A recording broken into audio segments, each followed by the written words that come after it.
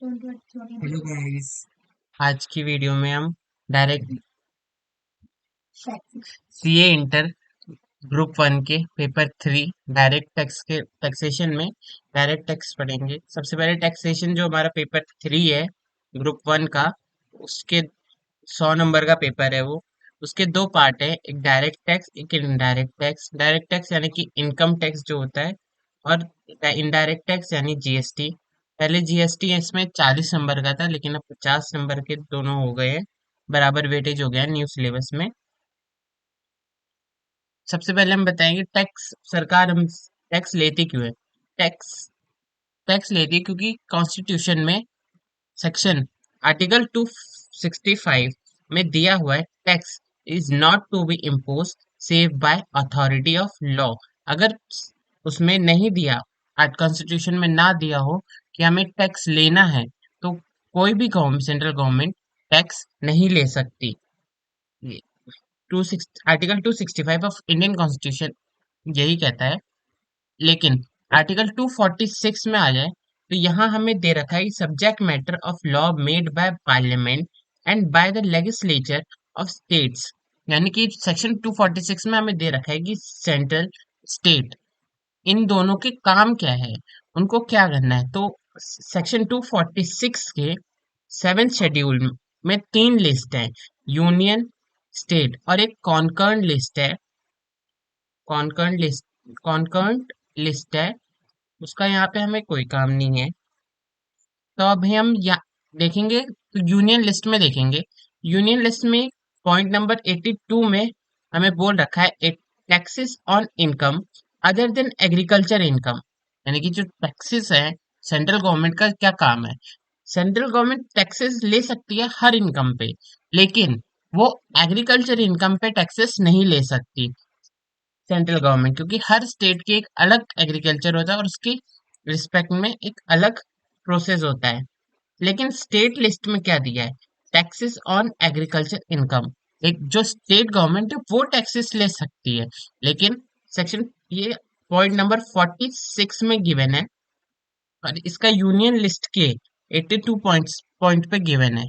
Constitution of India का PDF में description में डाल दूंगा, आप वहां चेक कर सकते हैं।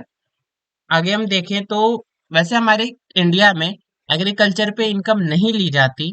कोई ऐसा रूल नहीं है कि जो स्टेट गवर्नमेंट अपना एग्रीकल्चर पे इनकम लेती हो। लेकिन जो हमारे आज के समय में सबसे ज्यादा इनकम जो होती है वो एग्रीकल्चर से होती है, और ज्यादा यही मेन प्रोसेस है अपने ब्लैक मनी को वाइट में करने का। इसमें बहुत से केसेस आते हैं। एक केस के बारे में मैं आपको बताता हूँ। टाइम एक टाइम की बात है जब एक बंदे ने, एक आदमी था, उसने अपनी 25 लाख की इनकम को एग्रीकल्चर इनकम बताया था। एग्रीकल्चर इनकम रहता है, लेकिन जब इनकम टैक्स डिपार्टमेंट ने इसको पूछताछ की, तो उसने कहा कि मैंने ये सारी एग्रीकल्चर इनकम है।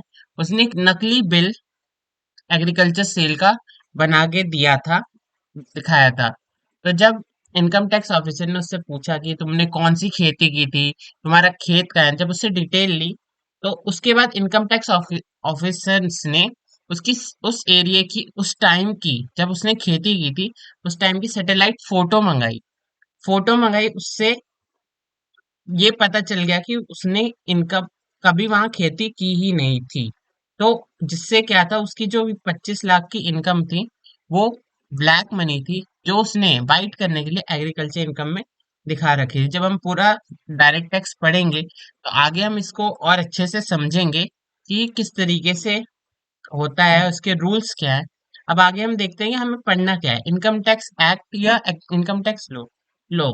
इनकम टैक्स लॉ जो है वो एक बॉर्डर टर्म है, एंड एक्ट जो है वो एक माइनर टर्म है। एक्ट उसके अंदर है, जैसे एक्ट, रूल्स, नोटिफिकेशन, सर्कुलर्स या केस लॉस जो भी होते हैं वो सब लॉ के अंडर आते हैं।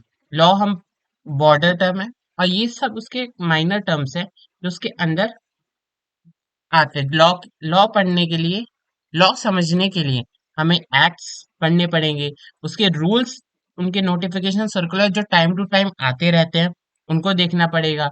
वो लॉज बने, एक्ट बने कैसे, लॉ बने कैसे, उसके लिए जो केसेस आए हैं उनको हमें देखना पड़ेगा। तो हमें क्या करना है, इनकम टैक्स एक्ट 1961, 1961 में हमारा इनकम, इंडिया का इनकम टैक्स एक्ट आया था। इसके सेक्शंस पढ़ने के तरीका क्या है, जब हमें कहीं भी दिया हो तो सबसे पहले सेक्शन ये होता है, section, subsection, clause, sub clause. जब नॉर्मल टर्म्स होते हैं, लेकिन कुछ स्पेसिफिक टर्म्स होते हैं जहां सेक्शन के बाद क्लॉज आता है, तो आपको नहीं पता, सोचोगे कि क्लॉज कहाँ बोलेंगे हम, सेक्शंस कहाँ बोलेंगे। तो जहां हर अगले पॉइंट पे कोई लिंक बन रहा हो, जैसे हम कोई भी सेक्शन देखें, उसके जो पॉइंट्स दिए हैं उन पे लिंक, उनमें कोई कोई लिंक हो। जैसे हम जब सेक्शंस देखेंगे तो उसमें हम देखेंगे कि हमें कहाँ कहाँ लिंक मिल रहा है। तो जैसे लिंक मिलता है, हमने फाउंडेशन में भी करा है कि बहुत सारे सेक्शंस है कि वहां हमें हर पॉइंट पे लिंक होता है, तो हम उसे सब सेक्शन बोलते हैं। लेकिन जैसे हमारी सेक्शन 2 होता है, हमारे हमने जब फाउंडेशन में पढ़ा था, कॉन्ट्रैक्ट पढ़े या सेल पढ़े, पार्टनरशिप, कंपनी, सब में सेक्शन 2 जो थी वो बेसिक डेफिनेशंस थी। जो बेसिक डेफिनेशंस थी उसमें ना फर्स्ट हर एक डेफिनेशन अलग थी, यानी फर्स्ट में अगर कोई डेफिनेशन दी है तो वो अलग होगी, अगली वाली किसी और चीज के बारे में होगी, तीसरी अगली किसी और के में, सब अलग अलग डेफिनेशन होगी। क्योंकि वो एक दूसरे से लिंक नहीं कर रहे, इसलिए हम उसको क्लॉज बोलेंगे। सेक्शन 2 सब, sub section 2 clause, section 2 clause 1।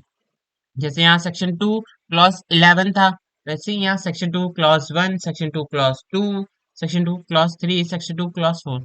हमारे इनकम टैक्स में सिर्फ 3 ही ऐसे सेक्शन है जहां हमें सब सेक्शन नहीं बल्कि क्लॉज बोलना है। वो सेक्शन है सेक्शन 2, सेक्शन 10 एंड सेक्शन 47। अब इनमें क्या है, सेक्शन 2 में तो आप लोगों को पता ही होगा, नॉर्मली सेक्शन 2 हर एक चीज का बेसिक डेफिनेशन है। सेक्शन 10 और सेक्शन 47 में हमें क्या है वो हम आगे जानेंगे। हमें स्टडी करने स्टार्ट करने से पहले डायरेक्ट टैक्स कुछ चीजों को जानना चाहिए, जैसे कि इनकम टैक्स एक्ट 1961, ये हमें पढ़ना है। 1961, इसमें टोटल 296 के अप्रोक्स सेक्शंस हैं। वैसे तो इससे ज्यादा है, लेकिन क्योंकि कुछ सेक्शंस ऐसे हैं, सेक्शन 35 है, सेक्शन 35 ए है, सेक्शन 35 ए बी है। तो ये आप सोचोगे ये सेक्शन है तो उसका सब सेक्शन नहीं, ये सब अलग अलग सेक्शंस हैं जिनको अलग अलग पार्ट्स में डिवाइड किया गया है, जिसके कारण ये 500 से भी ज्यादा सेक्शंस है। लेकिन हम यहाँ पे 296 सेक्शन पढ़ेंगे और उतना ही पढ़ेंगे जितना हमारे यहाँ इंटर के लिए रिलेवेंट है, उससे ज्यादा हम नहीं करेंगे। इनकम टैक्स रूल्स क्या होता है, इनकम टैक्स रूल्स होता है, यानी कि इनकम टैक्स एक्ट में एग्जांपल देता हूं मैं। एग्जाम्पल जैसे इनकम टैक्स एक्ट में हमें बोल रखा है कि डेप्रिसिएशन एक प्रिस्क्राइब्ड मोड में, प्रिस्क्राइब्ड मोड में चार्ज किया जाएगा। प्रिस्क्राइब मोड में चार्ज किया जाएगा, लेकिन कितना चार्ज किया जाएगा वो हमें इनकम टैक्स एक्ट में नहीं गिवन है। रेट, परसेंटेज, 10%, 12%, किस पे कितना परसेंट लगेगा वो हमें नहीं गिवन है। लेकिन रूल्स क्या है, रूल्स में हमें गिवन है कि इनकम टैक्स जो डेप्रिसिएशन है, डेप्रिसिएशन का क्या रेट रहेगा, 10% किस पे लगेगा, 18% जैसे लग्जरी गुड्स पे लगता है। ऐसे हमें इन सारे गिवन है कि डेप्रिसिएशन का रेट क्या होगा, यानी कि एक्ट हमें बताता है कि क्या हमें लागू करना है, और रूल बताता है कि उस रूल्स एक्ट जो है उसके अंदर क्या रेगुलेशंस हैं, यानी कि हमें उसमें क्या रूल्स लगाने हैं।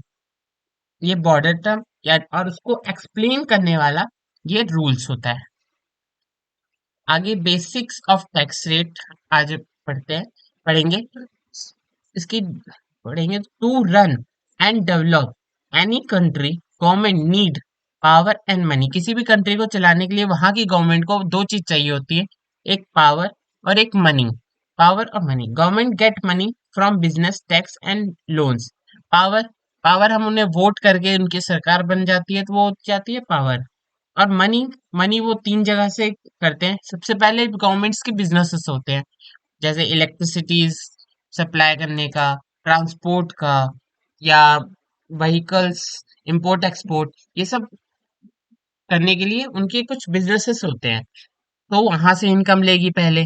फिर उसके बाद जो इन गवर्नमेंट पब्लिक होती है, जनरल पब्लिक होती है, उनसे टैक्सेस लेगी। और टैक्सेस के बाद भी अगर उन्हें मनी की जरूरत पड़ी तो वो लोन लेगी। जो लोन वर्ल्ड बैंक या कोई भी दूसरी कंट्री से वो कंट्री के लिए लोन लेगी। अब पावर क्या, पावर एंट्री नंबर 82 जो हमने यूनियन लिस्ट का पढ़ा था, जिसमें हमें और seventh schedule of article 246 of Constitution of India has given power to central government to make laws on taxes income other than agriculture income। जैसे हमने टू जैसे हमने एक सेक्शन पढ़ा था जिसमें था 265 सेक्शन, जिसमें हमें बोला है कि टैक्स, गवर्नमेंट टैक्स तभी ले सकती है जब उस जब उसके कॉन्स्टिट्यूशन में, उस कंट्री के कॉन्स्टिट्यूशन में वो गिवन हो। तो 265 में बोल रहा है कि अगर गिवन हो, 265 में हम बोला है कि अगर गिवन हो। और 246 के सेवन शेड्यूल और एंट्री नंबर 82 में यूनियन लिस्ट की क्या बोल दिया है कि सेंट्रल गवर्नमेंट में लॉ बना सकती है टैक्सेस से, इनकम टैक्स से रिलेटेड, लेकिन वो एग्रीकल्चर इनकम पे टैक्स नहीं ले सकती। एग्रीकल्चर इनकम पे टैक्स नहीं ले सकती। अब आगे entry number 46 of state list of seventh schedule article 246 of Constitution of India has given power of the state government to make law on taxes on agriculture income। यानी कि section entry 46 of state list in 7th schedule of article 246 of constitution of India state government को power देती है कि वो agriculture income से related कोई भी लॉ, कोई भी रेगुलेशन, कोई भी एक्ट तैयार कर सकती है और उसको लागू कर सकती है। In this subject we calculate, कि अब हम calculate total income and tax liabilities, यानी कि इस इसमें डायरेक्ट टैक्स में हम करेंगे क्या, एक्ट पढ़ेंगे, लॉ पढ़ेंगे, क्या करेंगे, प्रैक्टिकल है थ्योरेटिकल है। ये प्रैक्टिकल भी सब्जेक्ट है और थ्योरेटिकल सब्जेक्ट भी है, क्योंकि हमें इसमें सेक्शंस भी याद करने होंगे और साथ में लोगों, पर्सन्स की इनकम भी कैलकुलेट करनी होगी और उनकी टैक्स लायबिलिटी भी कैलकुलेट करनी होगी। कैसे कैलकुलेट करेंगे आगे देखते हैं। सबसे पहले सबसे पहले जो इनकम है उसको पांच पार्ट्स, 5 पार्ट्स में डिवाइड किया गया है। इनकम को 5 अलग अलग पार्ट्स में डिवाइड किया गया है, जिससे हमें इनको डिवाइड क्यों किया है? इसको डिवाइड इसलिए किया गया है क्योंकि ताकि हमें पता चल सके कि किस इनकम पे किस तरीके का टैक्स लगाना है, किस पे ज्यादा टैक्स लगाना है या किस पे कम टैक्स लगाना है। सबसे पहले हमारा आता है इनकम फ्रॉम सैलरी। सैलरी यानी कि relation of employer and employee. Employer और एम्प्लॉय की रिलेशन से होने वाली कोई भी इनकम वो सैलरी होगी, और सैलरी इस फर्स्ट पार्ट में आती है। Income from house and property. House and property यानी कि हमारे पास कोई प्रॉपर्टी है, अपनी प्रॉपर्टी है, उसे हमने रेंट पे दे दिया, लीज पे दे दिया, या सेल कर दिया, वो सब इसके अंडर आता है। थर्ड पार्ट होता है income from business and profession. Business and profession यानी कि जैसे हम सीएज है, हम या तो कंपनी में जाएंगे, लेकिन जो प्रैक्टिस करेंगे वो प्रोफेशनल प्रैक्टिस करेंगे। तो प्रैक्टिस करके जो उनकी इनकम होगी वो इसके इसी कैटेगरी के अंडर अंडर आएगी। अगला आता है कैपिटल गेन। कैपिटल गेन यानी कि हमारे पास कोई फिक्स्ड एसेट्स है, हमने उसको सेल कर दी, बेच दी, तो उससे हमें कोई प्रॉफिट होगा। वो जो प्रॉफिट होगा वो कैपिटल गेन होता है। और अदर सोर्सेस यानी कि जैसे लॉटरी लगना, बैंक इंटरेस्ट मिलना, या कुछ भी कहीं पैसे पड़े मिल जाना, ये सब अदर सोर्सेज में आता है। यानी कि जो इन चार कैटेगरीज में नहीं आएगा वो सब अदर सोर्सेज के अंडर आएगा। अब इनकम कैलकुलेट कैसे करनी है? इनकम कैलकुलेट करने के लिए हमारा ये फॉर्मेट होता है। इस फॉर्मेट को आप लिख लीजिएगा, जिससे आप अगली वीडियो में हम इस पे अच्छे से करेंगे और इस फॉर्मेट को सॉल्व पे क्वेश्चन भी करेंगे। नेम ऑफ एसेस, एसेस का मतलब क्या होता है हम अगली वीडियो में बताएंगे। प्रीवियस ईयर और एसेस ईयर, एसेस ईयर यानी कि ये पिछला साल, एसेस ईयर यानी कि आने वाला साल, उसे एसेस ईयर भी कहते हैं। Computation of total income, total income कैसे कंप्यूट करेंगे। इनकम फ्रॉम सैलरी, उसकी कोई सैलरी से इनकम होगी उसको लिखेंगे।